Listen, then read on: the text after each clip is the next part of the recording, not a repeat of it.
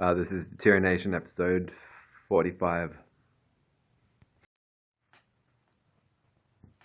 Hi, this is Luke, and welcome to the 45th episode of DETERIORNATION webisodes. 5 more to go till we are mid-century, and the non-linear platform will be implemented fully. It will be up to you, the viewers, to absorb the content and treat it like a Where's Wally book, animated Where's Wally book.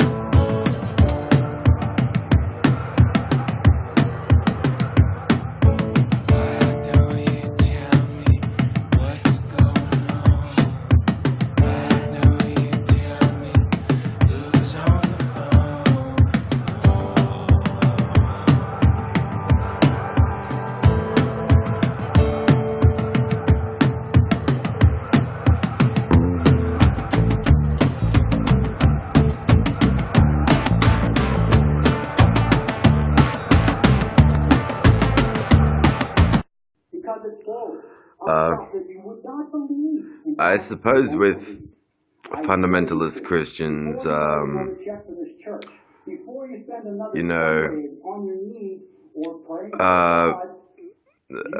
their life has meaning thanks to the crucifixion. Not that they hold the crucifixion in contempt and reprehension and are disgusted and offended by it. And as a result, they have a hard time being sleuths who will say, something is afoot.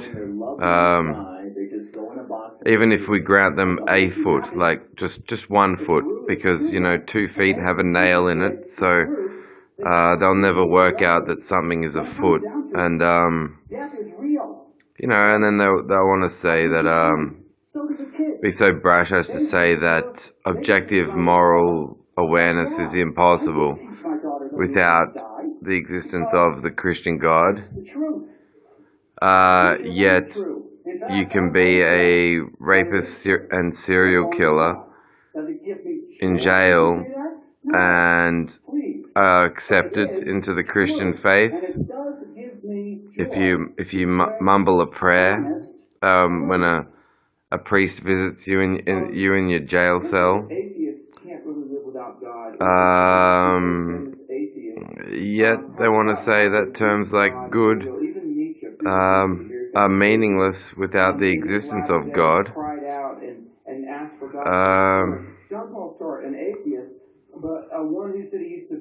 And they want to say man is born in a state of original sin from which they need God to save them, and that this state of original sin is apparently less reprehensible and of less import to invoke the evangelical Christian with their training in making new disciples. To remove this original sin, we say, came from eating an apple. It's a strange system of religion indeed, that men should have to be saved from the sin of eating an apple by doing a murder on Jesus Christ. This is the sickest religion ever set up. And this original sin, saving people from it, is of less import than potentially rejecting a rapist and serial killer in jail from being eligible to join the ranks of the Christian right and movement. How pathetic. So when Roger Toll would talk about, in response to comments from staff about what he does in this corrections business of his, I'd be interested in knowing how many managing pharmacists within the Capital Group are truly aware of this nerve by nerve process of his. Does it not mean that he's constantly framing the issue over and over again relative to his unit of measurement that he deems a nerve?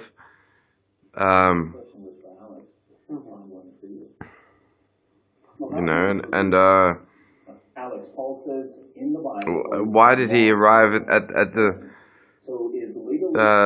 insistence that such a process is very precise, or indeed the best way to study? And epistemology is comprehension of the way under the system he uses now. If he imposed his system on anyone in the group that attended the Lake Krakenback conference for the year that Roger hosted a game of How to Host a Murder, he would have to treat them for the conflicts he identified that were acquired during the night that the staff played How to Host a Murder. Because, one of them was the victim, one was the murderer, the others were decoys, and the others had to try to solve the case, and all those conflicts. Gary Cairns would be there to call them stupid fucking dreamers. Not, have we got a shit detection system? It is ridiculous. The man is a hypocrite.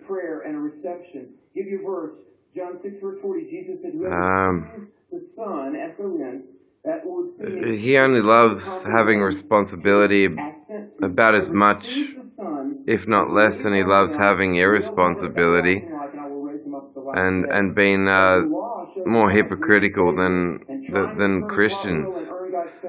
And I do enjoy calling Christians out on their hypocrisy.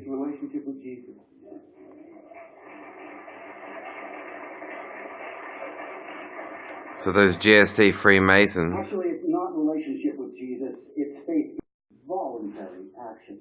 It's funny to imagine Roger's competitor in business being once again cloaked behind a pretentious veil of claiming to know how to represent and cater to the health, professionally tend to the health needs of members of particular rights movements that he doesn't even think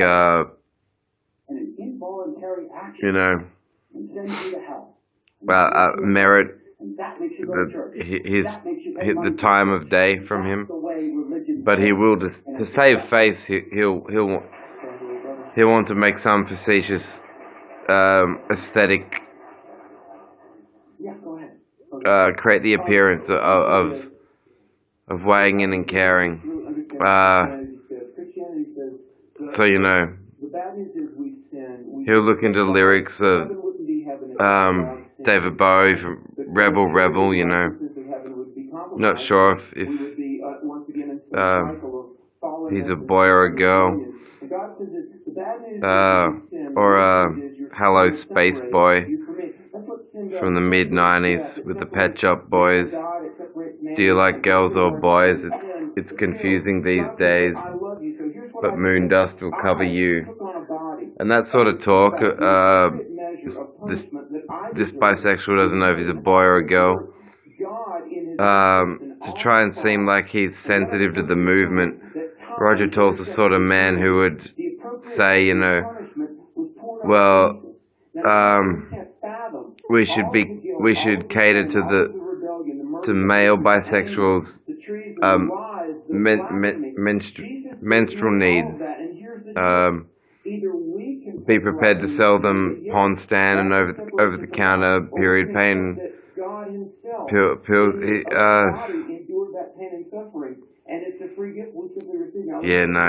just Isaiah 53, written 750 years before Christ.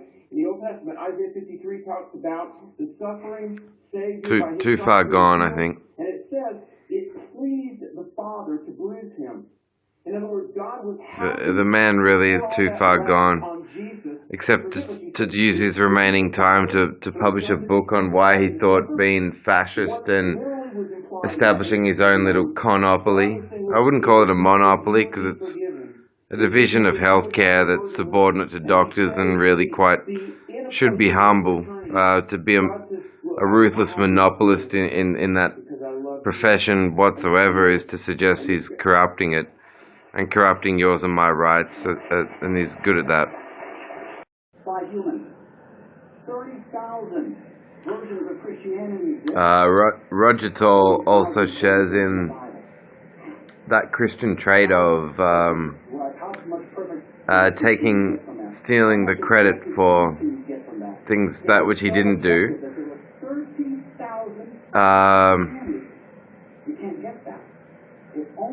as well as assigning blame onto others wherewith it was never deserved by those others. And you know, that's how maybe I'm not sure if he's, I know Gary's known as like a grand poobah in his Mason church. Was accorded such a name due to his involvement in the Masonic Church. Maybe the way the Masons see it, they don't have enough key players in strategic locations, like so they're like, you know, we've got you here in big pharma, you know, the more people in possession of medicine that you can martyr, the better for us in our church. Martyr the fuck out of them.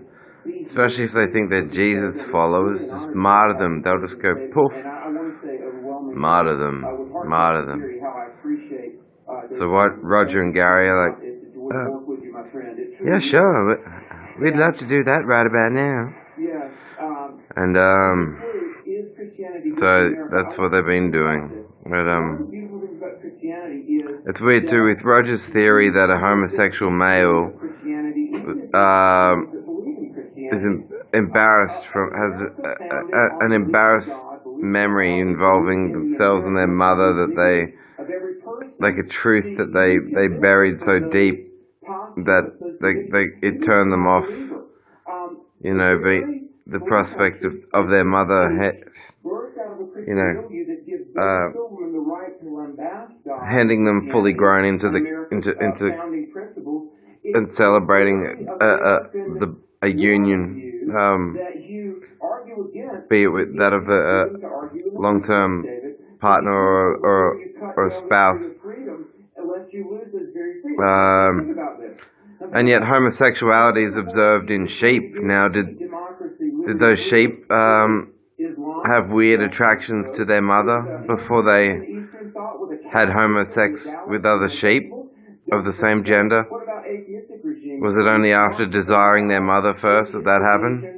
When there's been a totally atheistic regime, there's been hello Instagram, you all look very pretty. Stay alive. And I'm Luke Banton. I have an official YouTube channel. You're all invited, but hello Instagram, I love you.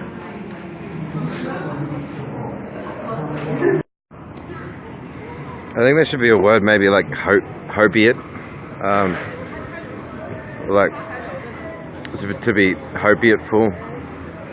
Could be a word for a state of being where you're, you know, you're holding on to your hope and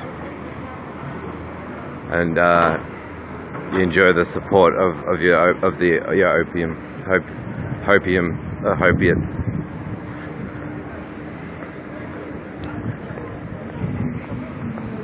Beats face season. I think quality of life is certainly enhanced when you make the effort to comprehend the minds of people who are the creators of new questions.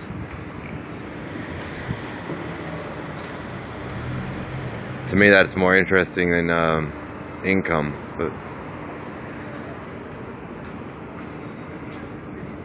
But this life is all there is.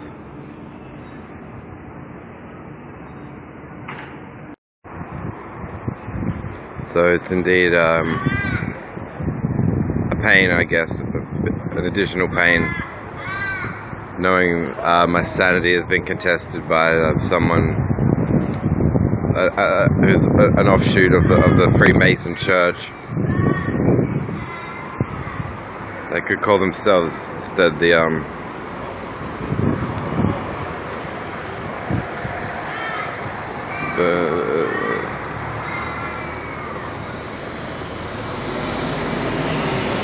instead of the Masonic Church, the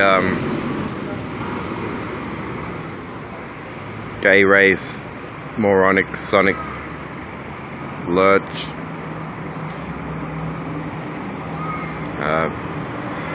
Wants to contest my sanity, I would say, come and talk to me then. All I'll do is unearth your knobshine beliefs and explain how they will compromise your ability to judge sanely. Koja.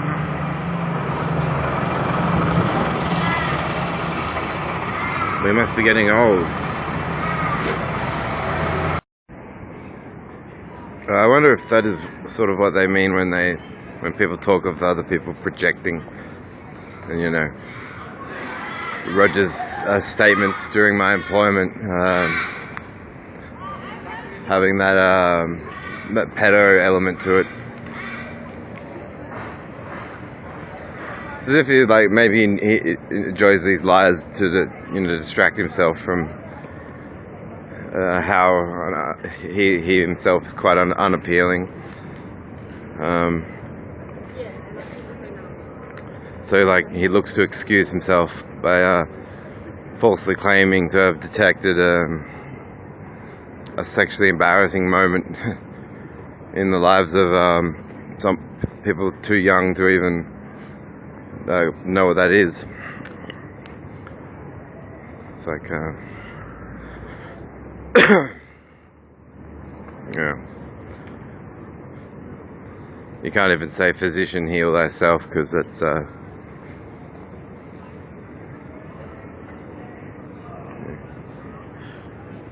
I think he would know what that sort of standard entails.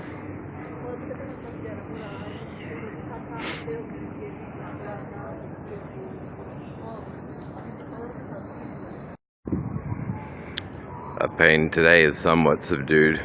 I'm noticing I can breathe through both nostrils simultaneously, which is I like having that back.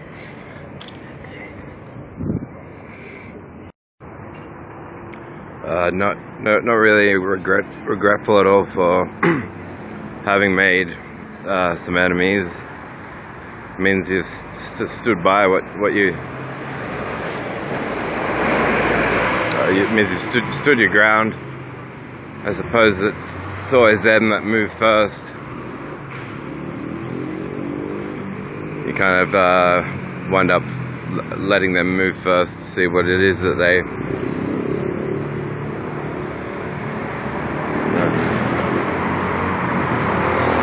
Traitors and betrayers, fucking game, there's no fucking players.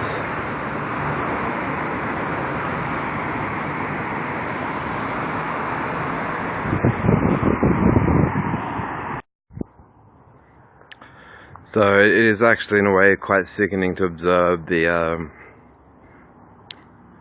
proactive attrition of these right-wing psychologizers. Anything you're into, they'll try to psychologize any song. It's got to be about conflicts within the family. They're essentially waging some sort of concealed religious war against an individual's right to interpret, to wonderment.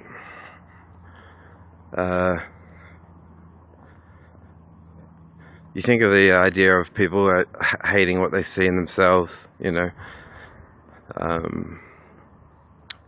a Freemason mocking imagination. Well, he's doing that because without imagination he wouldn't be able to be a Freemason, because Freemasonry is not based on discernible truths. So, you know, they're really mocking themselves. It's more humble to admit that imagination is imagination. That's what it is. That's the humble person who actually knows that, sticks by that. It's always going to be religious believers that hate and try to indict and psychologize imagination, and they aren't telling an art, and they aren't being truthful. They're envious of the fact that art probably pretty much is the last remaining form of spirituality that can be comprehended as genuine.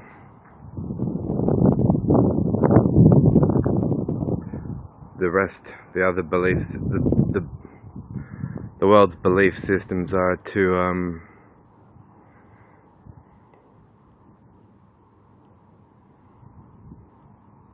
totalitarian and unilateral and pathetic. They're kissing ass to art anyway, in secret. The masks come off at the staff conferences and they celebrate the same thing that they misconstrue as conflicts during their so-called work.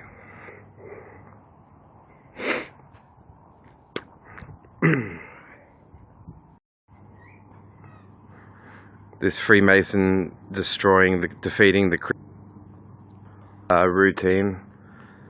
The Freemason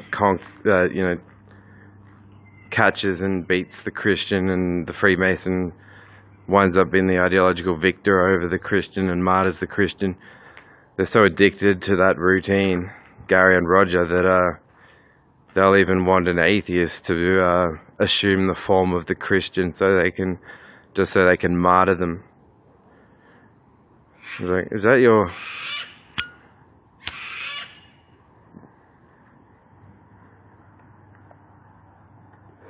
That's seriously your ethic concerning the practice of martyrdom?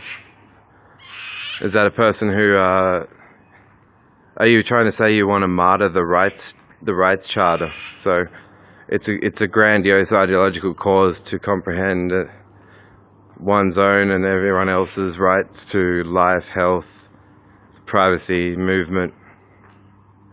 Why is that an ideological cause? That's just a private sector company taking too much for granted from our Constitution. I got a cause. I'm an atheist. When I talk to religious people, I don't tell them that, you know, you can't be my friend because you're religious. It's just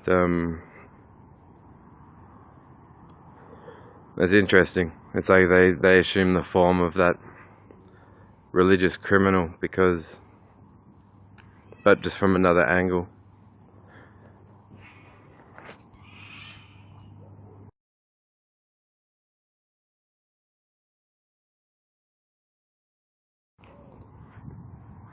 Basically, I think Roger should know, and Gary, when they're both not welcome.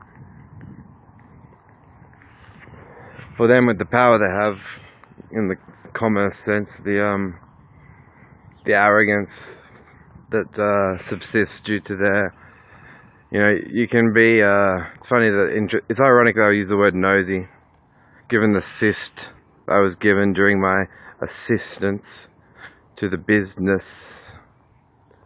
Fucking nasal cyst. He's got to hide to call me nosy. What's positing that Lucifer exists and is in some sort of relationship in your head with you, and that's not a form of nosiness at all. That's their weak-minded, pathetic excuse for, you know, why they think they've got grounds to stick their nose into someone else's private life. Any citizen ACT.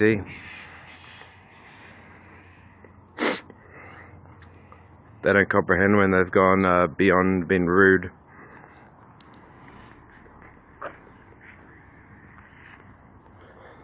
Yeah, I don't get them thinking I'm nosy. What's sticking your fucking nose in the ass of a supernatural being?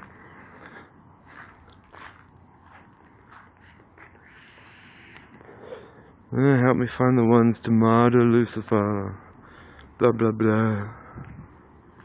We're GST Freemasons.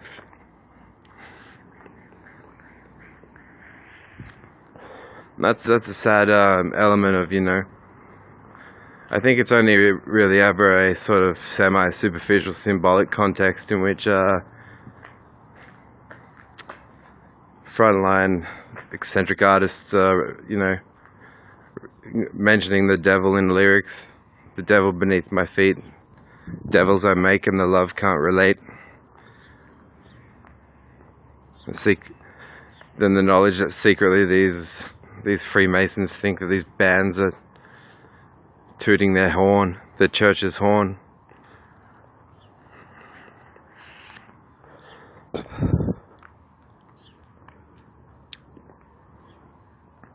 Try asking these Freemasons what's meant by universalism and equality.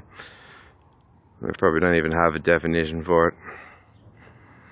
While they themselves suppose they're in league with a supernatural being, Lucifer.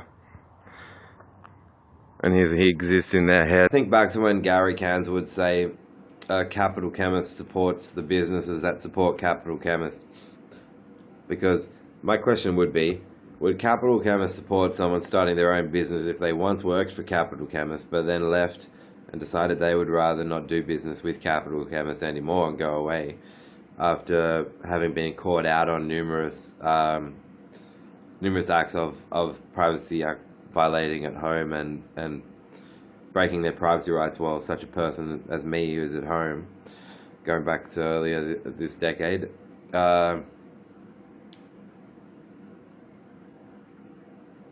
so if you've left on terms of irreconcilable differences, I will not be returning. And go and wish to go to do make your own business. Well, well, they've already worked against that because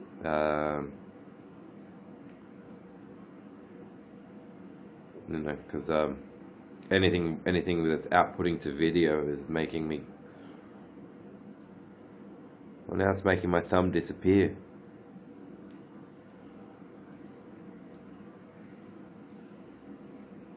Jerks.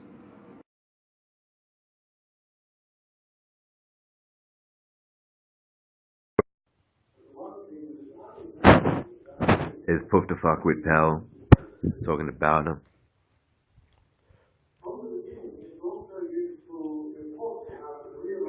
How important Roger Toll's work really is.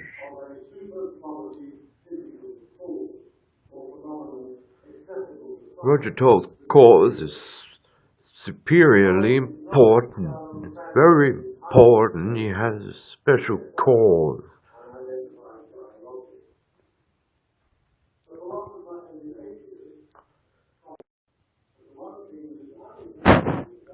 Is Fvck0ff with pal talking about him.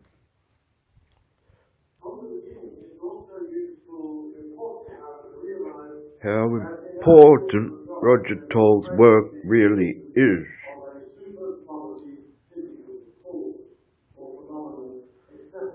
Roger Toll's cause is superiorly important. It's very important. He has a special cause.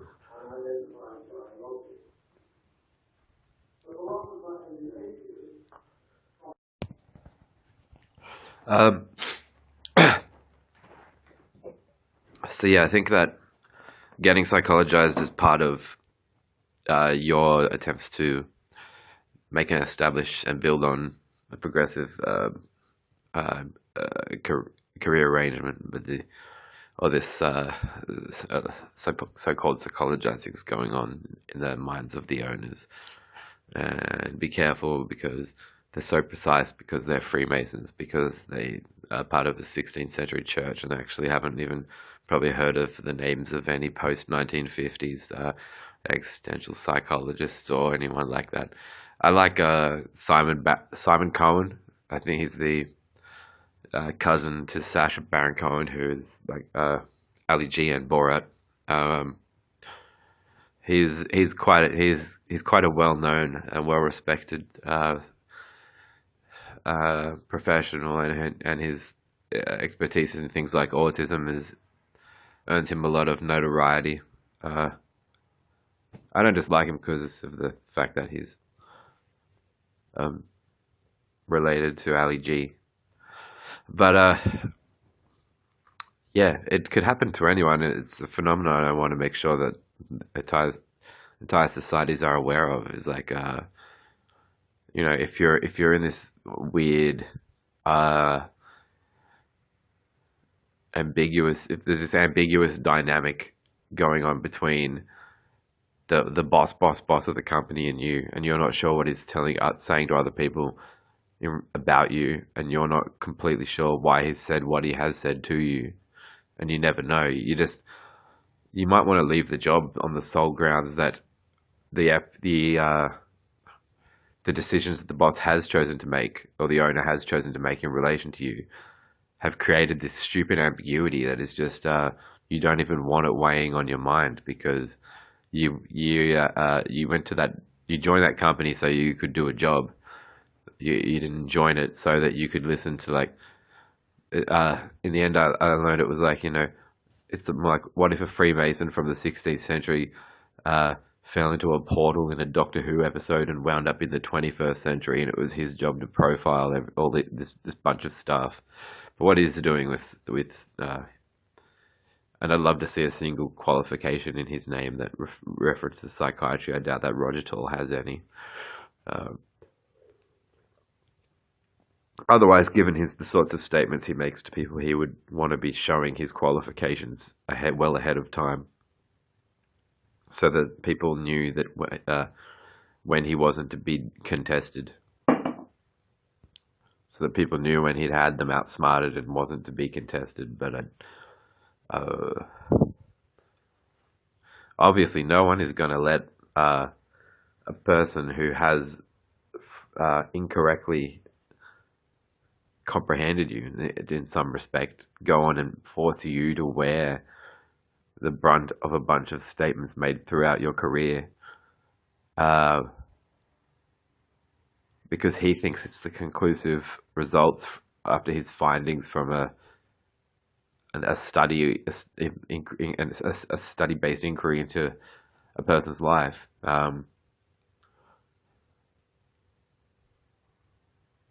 Yeah, and you have to be very careful with, I think, psychiatry. I think because of the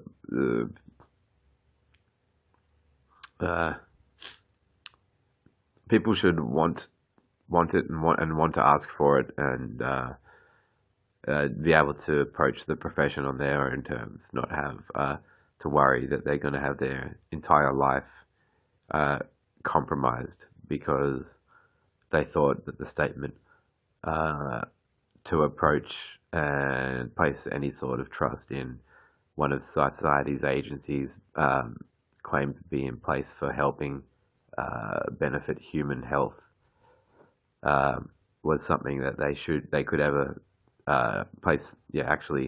actually take seriously, and go, well, all right. If, instead, my experience now has me like I'd have grounds to be frightened of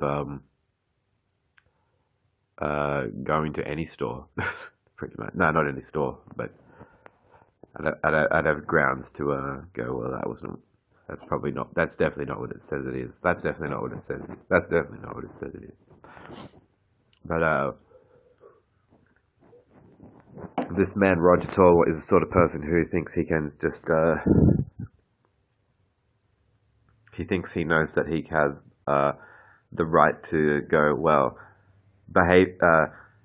It may be the truth that, you know, this and this happened around you in your past, and so therefore because of it you're going to grow up mature and you're going to perform this act and this act and this act and this act, and we can just tell that, and we know that because we know about all this sort of thing. He doesn't, and when he tries to make certain statements, and he must even know that at most, when professions like psychology and psychiatry come up with their worst of the worst, you know, all of their claims about behaviour are pretty much based on known case precedents, and I don't think it's right to No, people aren't taught the difference between knowledge categories and subjectivity and objectivity, and it's not right to it's not right to just damn people, I think, and that's more or less what they're into. That they don't want to call it that. They want to say certain families have weak genes. So, you know, we tried to help them, but they're just part of that. Not, you know, oh, we're into population culling because we're Freemasons. The Freemasons, if Gary Cairns and Roger Tor are prepared for me to explain that they also consider themselves ambassadorial representatives of the Freemason Church, then that'll be all part of my trip to America too, and I'll make sure that you know, their knowledge is so profoundly amazing. They've said this. No, yeah, I'll explain they operate in that category too. I would actually say be wary of anyone who's concerned with healthcare, anything that you know, thinks of concepts of monopolizing, because there's really only yeah. I just think the idea of a monopolist in healthcare, to me, that's more dangerous than any of the rock stars I know and love could have ever been. You know, yeah, because what do you have to do to become a monopolist in healthcare? Or get all those anyone in your way out of your way, you know, the guy on crutches, the yeah, good one, Roger.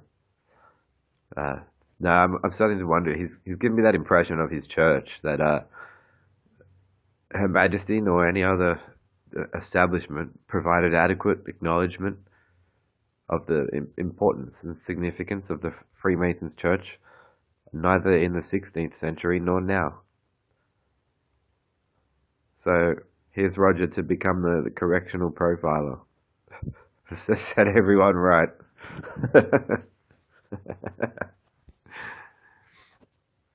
That is the joke of the decade.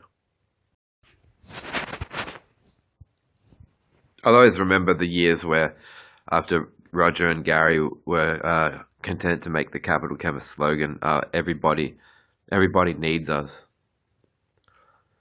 I was watching videos about you know, where bodies have been thrown in concentration camps, and I was thinking of how, like, Gary loves calling everyone love, and I thought, geez, like, it is. I may wear cosmetics, but you really know how to put, you know.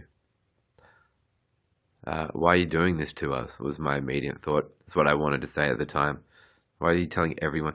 Why don't you put up a slogan saying, "Hi, it's Roger and Gary. Investigate us for potential for conspiracy." They might as well put that up on their slogan. Everybody needs us. Everybody needs. It is too reminiscent of a Christian youth leader talking like that. I see it to be impressive, and yeah, my idea is better. Fucking sad to hear you're sick, but you're fucking welcome to enter our stores. Something like that is, I think, more. I mean, what is it you actually want everybody to think about if, not everybody's going to Capital Chemist, and um, yet the slogan is that everybody needs them. Like, right, so you guys know that health needs that well. Anyway, I'm glad I'm not helping them with marketing.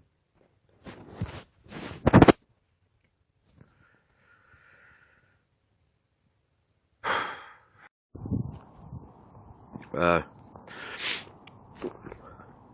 also think that, yeah, if you were to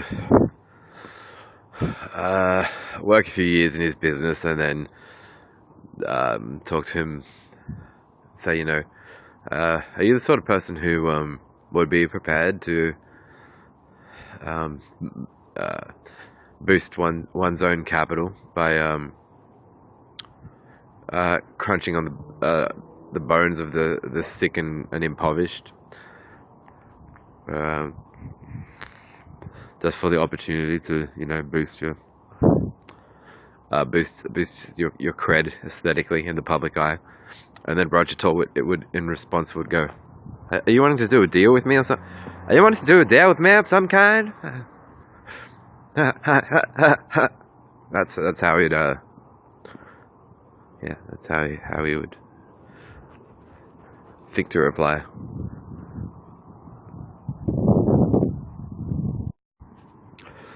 Yeah, all in all, the two coolest.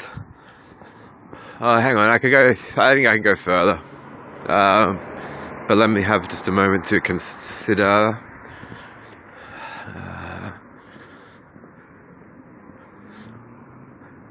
Yeah, okay. I would say that Meredith, Tony, Lamb, and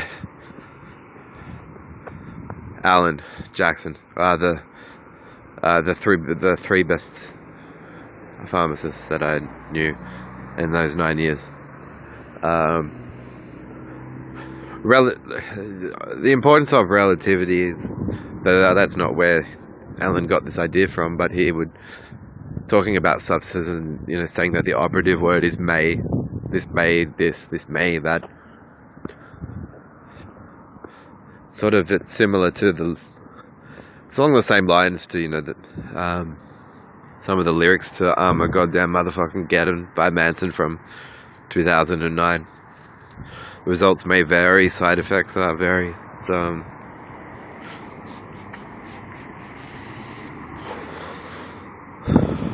yeah, I can't stand like absolutist, like fascist, absolutist, right wing.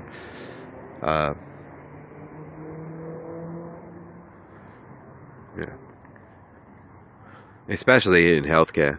And I also think the concept of a monopolist in healthcare is like there almost shouldn't be such a thing. It leaves room for the prospect that some really dodgy deals have been done for them to get there.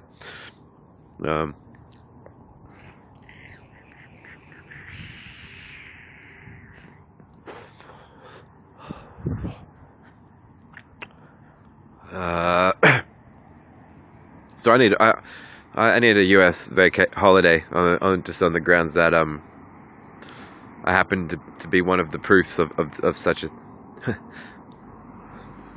that such talk is true.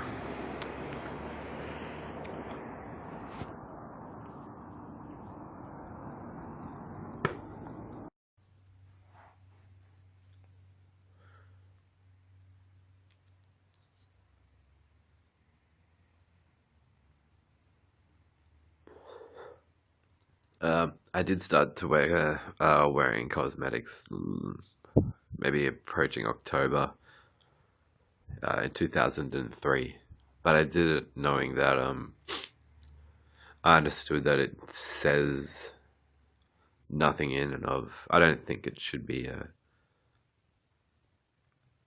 I'm opposed to stereotypes in principle. I think, but they exist nonetheless. But I don't think that a person wearing cosmetics says anything in and of itself. but it's always interesting noticing those that do. It bears out in the way they'll talk. Um,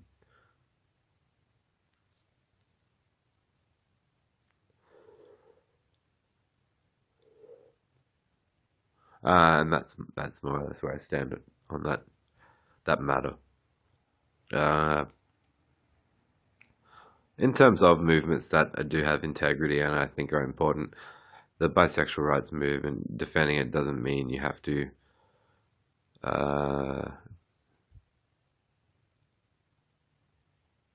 well, actually, I don't think you even have to be a bisexual to defend the bisexual rights movement, but I think that movement is potentially more important than was more important than theism in Christian churches or in you know it's an oddity in the Christian rights claims that and profound and even this Freemasons are just about as dumb as the Christians, the fundamentalist Christians in that respect, because and prone to temperamental acts of various kinds from because of their temperaments, um, just in a way that's no different to a fascist, twisted church leader.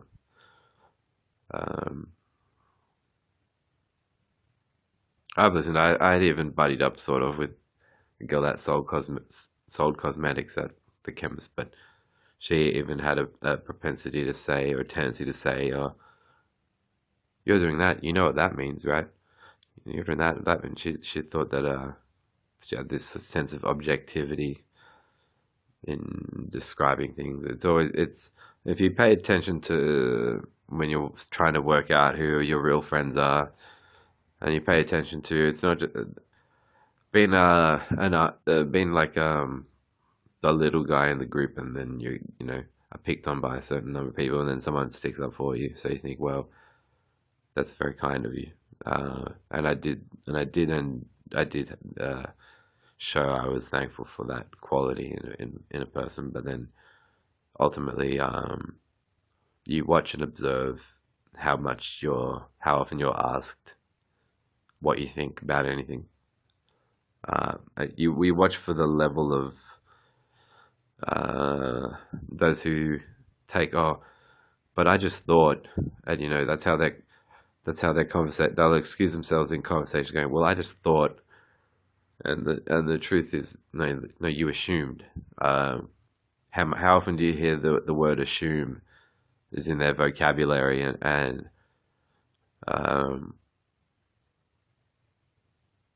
how often do they use the word "assume"? And I think they even make they give statements that begin with the words "I thought" a bad name because traditionally, and since Descartes, those sorts of people did some sort of inquiring to arrive at opinions. We have cliche statements going around like Salt and Pepper rapped about them in the 90s on the album Very Necessary. The opinions are like assholes, everybody's got one.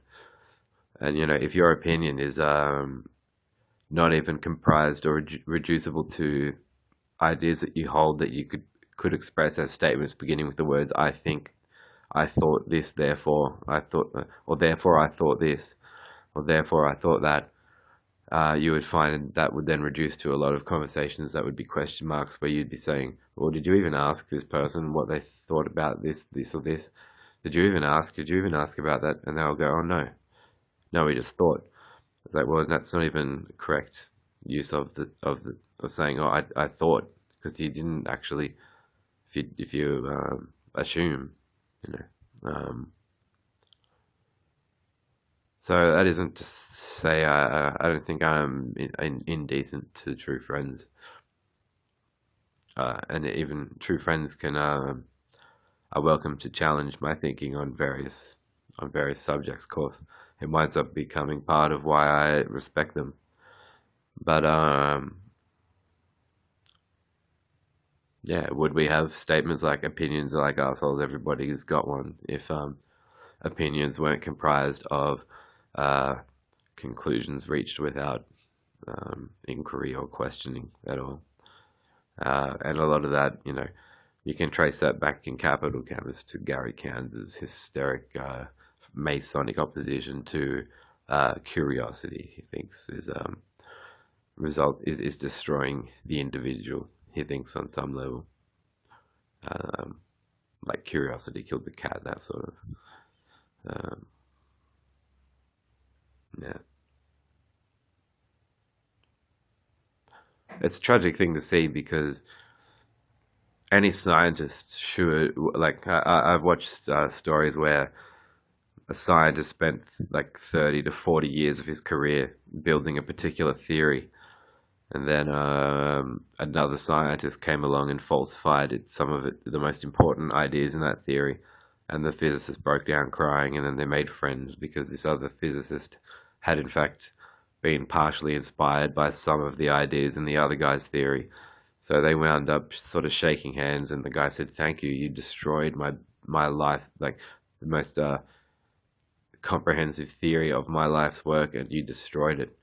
And so scientists, they say that about why science is to be respected, is because it's meant to be that sort of profession where if one scientist falsifies another scientist, then it nonetheless still proves that the scientific method and the ethics surrounding the application of it um, are respectable ones. But then it also shows that, yeah, it's the pursuit of truth that they're both mutually able to agree matters more to them. The mutual interest in the pursuit of truth more than a conclusion, and that conclusions can be overthrown and overturned. And if that happens, the scientist that made theory A is impressed by the newer theory in theory B. Einstein didn't want to lend any credence to claims and arguments by Niels Bohr concerning quanta and in quantum mechanics. He was calling it spooky mechanics, and he'd completed special and general relativity, and he was looking at these ideas from Niels Bohr, thinking, "Fuck." But Einstein wasn't so. He wasn't walking around saying everybody needs special and general relativity, uh, you know. And then what's the most what's the aspect of business in the business world where if scientific method is being applied at all, it should be applied with more care than if you're studying paramecium, try to eat algae. Uh, Maybe the treatment of other human beings in healthcare. Uh,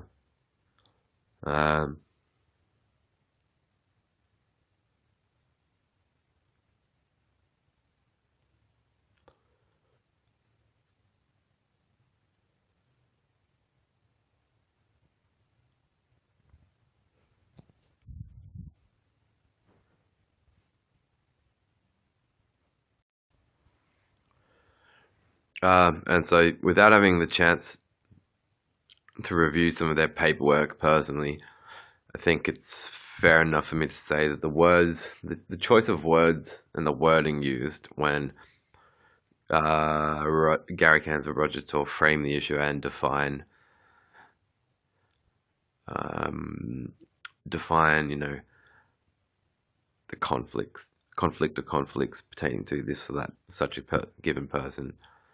They'll always be in worded the wording that they will implement will always be either poor then or getting to be good enough to be logical, the logistics of a potential criticism aimed at the teachings of the Freemason Church, because that's the belief system they never turned back and looked at, criticized and then decided, oh, we've outgrown it. We think we now know better than this church. See, that's where they differ to me, because I'm free. I admire. There's a man named Michael Shermer. I used to have his autograph in one of his books called uh, Why People Believe Weird Things, and he talks in that book a lot about the debunking of pseudoscientists. Actually, he also appears interviewed in one of the episodes of Penn and Teller. Penn and Teller's Bullshit, and Sherms talks about the experience of deconversion for him, and because he was going around door knocking to try to teach about Jesus Christ and create more Christians. He talks about how he felt after he deconverted, and he was moved to the point of going back to knocking on some of the same doors of the same people's houses, saying, "Oh, sorry, I picked the wrong religion," and apologizing. Actually, I'm not sure if that's a story he just tells, um, or if, yeah, I could see him doing that though, because he's got a great attitude. Um, so if yeah, it also shows, I guess, that you have no problem potentially thinking of having a conscience that can comprehend errors, um, because yeah, I'm prepared to say that about Christianity. It was an error. I in fact will say that I would love to attend a debate or discussion with someone who says they are a theist, but that they love critical thinking and logical fallacies, and they think that despite what's known in terms of fallacies in logic and errors in judgment, that they think that they have an a priori um, argumentative rhetorical proof for the existence of a deity. I would love to join them in discussion and debate them.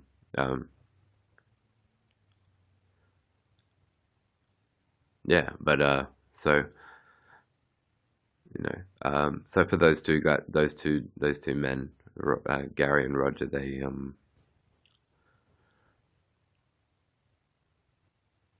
yeah